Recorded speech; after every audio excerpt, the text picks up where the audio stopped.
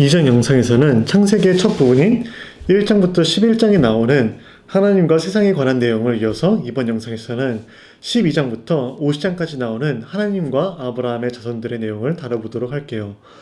바벨타월 사건으로 인해 사람들은 흩어지게 됐는데 그중 한 사람의 족보를 따라오니 아브라함이라는 사람을 발견하게 됩니다. 12장에 하나님은 아브라함을 부르시고 낯선 땅으로 가라 명하시며 그 땅에서 아브라함은 큰 민족을 나라로 세워 아브라함의 이름을 떨치게 하며 복의 근원으로 만들 것을 약속하시죠. 여기서 창세기의 렌즈가 우주적 범위에서 개인적인 범위로 좁혀지는 것을 알 수가 있습니다.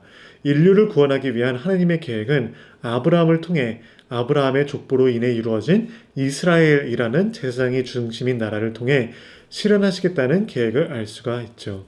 12장부터 25장까지는 아브라함의 이야기를, 25장부터 36장까지는 이삭과 야곱의 이야기를, 37장부터 50장까지는 야곱과 그의 아들들의 이야기를 다룹니다. 이 큰 세 가지 이야기는 같은 구성을 띠고 있는데 먼저 반복되는 사람의 실수와 실패가 있으며 그 다음 부분에는 그래도 포기하지 않으시는 하나님의 신실하심을 찾아볼 수 있습니다. 먼저 아브라함의 실수는 자신의 아내인 사라가 아름다운 나머지 다른 왕이 아브라함이 사라의 남편인 것을 알게 되면 아브라함을 죽이고 사라를 탐할까봐 아브라함은 사라와 결혼한 사실을 부정한 것이며, 또 다른 실수는 아브라함과 사라가 나이가 들어 아이를 갖지 못할까봐 더 늦기 전에 사라의 시녀인 하갈과 잠자리를 갖게 해 이스마엘이라는 아이를 갖게 되는 일입니다. 아브라함의 실수에도 불구하고 하나님은 아브라함을 불러서 어두운 밤 하늘을 보게 하시며 셀 수 없는 별의 수만큼 그의 자손이 번창할 것을 하나님의 약속을 다시 한번 상기시키시며 다시 한번 하나님의 신실하심을 알려주고 있습니다.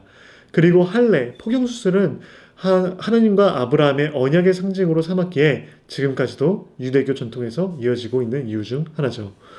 아브라함의 이른 뜻은 높은 아버지, 높임 받는 아버지이며 아브라함의 뜻은 큰 무리의 아버지라는 뜻이 있습니다. 사레는 나의 공주라는 뜻이고 사라는 큰 무리의 어머니라는 뜻이 있습니다. 아브라함과 사라는 이삭이라는 아들을 낳고 이삭과 리베카는 에서와 야곱이라는 두 쌍둥이 형제를 낳게 됩니다. 에서라는 이름에는 붉다, 털이 많다라는 뜻이 있고 야곱은 뒤꿈치를 잡는 자 또는 속이는 자라는 뜻이 있는데, 이 이름의 유래는 사라가 두 아이를 출산할 때 형인 에서는 온몸에 털이 많았고 붉었으며 동생인 야곱은 형보다 자기가 먼저 나오기 위해서 형의 뒤꿈치를 잡고 있었다는 이야기에서 알 수 있습니다. 그때 당시 첫째 아들이 가문 안에서 하나님의 축복을 받아서 이어간다는 그때 당시 중요한 전통을 말해주고 있는 이야기죠.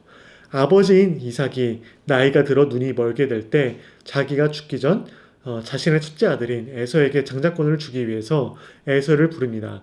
하지만 에서가 밖에 나가 사냥을 하고 있는 틈을 타 야곱은 어머니인 리베카와 함께 야곱 몸에 동물의 털을 붙이고 에서라 속이며 아버지를 속이며 들어가 축복을 받습니다. 야곱은 그 전에 에서가 배고픈 틈을 타 장자권과 죽 한 그릇을 교환한 사건으로 어느 정도 정당성이 있다고는 하지만 그래도 형과 아버지를 속인 점은 변치 않죠. 이 사실을 알고 난 에서가 화가 나서 야곱을 죽이려고 하니 엄마가 야곱을 라반이라는 야곱의 삼촌에게 보냅니다. 라반에게는 레아와 라헬이라는 두 딸이 있는데 야곱은 예쁜 라헬과 결혼하기 위해 7년을 라반 밑에서 일합니다. 결혼식을 올리고 라반은 야곱에게 텐트에 들어가면 신부인 라헬이 있을 거라고 말합니다. 하지만 그날 밤 잠자리를 갖게 된 사람은 라헬이 아닌 레아인 것을 알게 되자 라반은 야곱으로부터 라헬을 얻기 위해서 자신 밑에서 7년 동안 더 일을 하라고 하죠. 몇 년 후 어느 정도 야곱이 부가 쌓이고 가족을 이루고 하인을 거느렸으니 다시 고향으로 돌아가길 원하는데 형이 있어서 두려워서 가지 못하고 있죠. 그래서 야곱은 자신의 가축과 하인을 먼저 보내고 그리고 가족을 자신보다 앞서 보내어 반패 삼으니 자신이 맨 뒤에서 그들을 쫓아갑니다. 하루는 밤이 되었는데 불안한 마음에 잠을 청하지 못할 때 한 남자가 야곱에게 다가오니 야곱은 그 남자와 씨름을 하게 됩니다. 야곱이 해가 뜰 때까지 그 남자를 붙잡고 포기하지 않자 이 남자는 야곱의 엉덩이 뼈를 부러뜨립니다. 이 남자의 정체는 천사 혹은 하나님으로서 씨름을 하고 있는데 야곱은 하나님이 자신을 축복하기 전까지 포기하지 않겠다는 굳은 다짐을 보여주는 이야기이죠. 그래서 하나님은 야곱을 이스라엘이라는 이름, 하나님과 씨름한 자라는 뜻의 이름으로 그를 축복하십니다. 야곱은 하나님의 축복이 함께하니 형인 에서와 화해를 하며 형이 야곱을 평화롭게 좋게 맞이하죠. 야곱의 실수는 거짓말로 속였지만 거룩한 욕심이라는 명분 아래 하나님의 신실하심이 그를 축복하는 데 있어서 보여지고 있죠. 이제 야곱에게 11명의 아들이 있는데 그 중에 막내인 요셉을 아껴 요셉에게만 멋진 옷을 주고 요셉은 눈치도 없게 모든 형제와 부모님들이 자기에게 절을 하는 꿈썰을 푸니 10명의 형들은 요셉을 질투하고 싫어하게 돼 남치하여 죽이기로 하나 그래도 동생에게 이집트의 노예로 팔아먹으며 아버지한테는 요셉의 옷에 동물 피를 묻혀 잡아먹혔다고 거짓말을 하죠. 하지만 하나님은 요셉의 이름을 뜻답게 여호와가 돕는 자, 요셉에게 꿈을 해몽하는 능력과 요셉의 멋진 용모와 명석한 두뇌를 통해 이집트에서 파라오 밑으로 영향력 있는 사람으로서 가뭄으로부터 이집트를 구하고 나중에는 자신들의 형들을 용서해 친히 받아들여 12명의 형제가 나중에 이스라엘의 12부족으로 발전하게 되죠. 마지막으로 요셉은 50장 20절에 형님들은 나를 해치려고 하였지만 하나님은 오히려 그것을 선하게 바꾸셔서 오늘과 같이 수많은 사람의 생명을 구원하셨습니다. 라고 창세기 두 번째 부분의 내용을 정리하는 신학을 말해주고 있습니다.